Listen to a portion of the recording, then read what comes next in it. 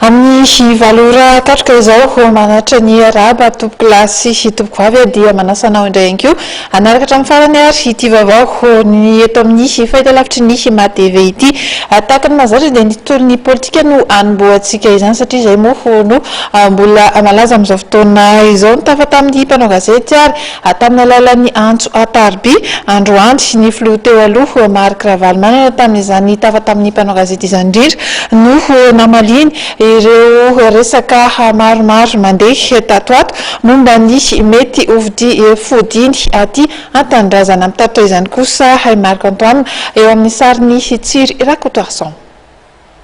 Vonina ny ody an-tanindrazana ary nanamafy fa tsy nanao ratsy tamin'ny vahoaka malagasy Andriamatoa Marc Ravalomanana. Izay no amafisany tamin'ny fahalandresaka nataony tamin'ny mpanao gazety Androany atoandro teny Belair. Manaja tokoa ny tany tandalana ny tenako hoy ny nambarany ary tsy hamahafaty vetively na anakorotana ny Madagasikara fa hitondra fampandrosoana hoy hatrany nambarany. Antony hanohanana ny trano ny filoham-pirenena ankehitriny Hery Rajaonarimampianina izay mbola no amafisany.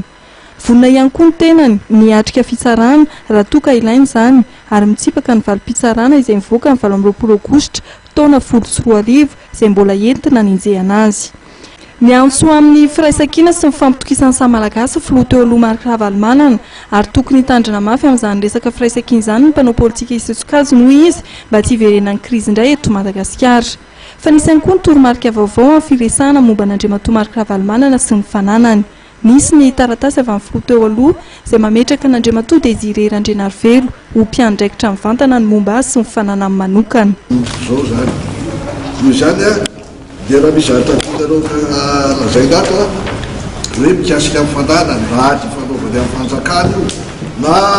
ifanaovany amin'ny olon-tsotra dia tsy misy mahazo miteny amin'ny anarany tsony na izy na izy afa-tsy miteny amin'ny ihany. Zay zany no amin'ny taratasy zay siokonareo koa zay nalefany avy ihany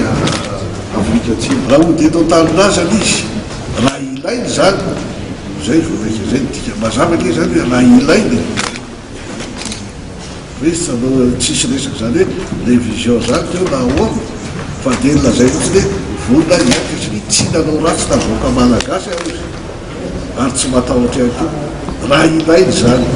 mazava ka amin'izay dikany hoe tsy zany révision zany atao hoe révision ge hafa satria ny ministre fitsarana dia niteny hoe mbola io ny fitsarana aloha dia io no ampiarina eto dia ho hitatsika manaraka mbola valandresaky azy zay ny amin'izy io zao le hoe izy moa lazy hoe mbola misy io fa oka zava amintsika fa tsy nahatrehiny mihitsy io ary izy raha teo koa tsy natao famitona na momban'io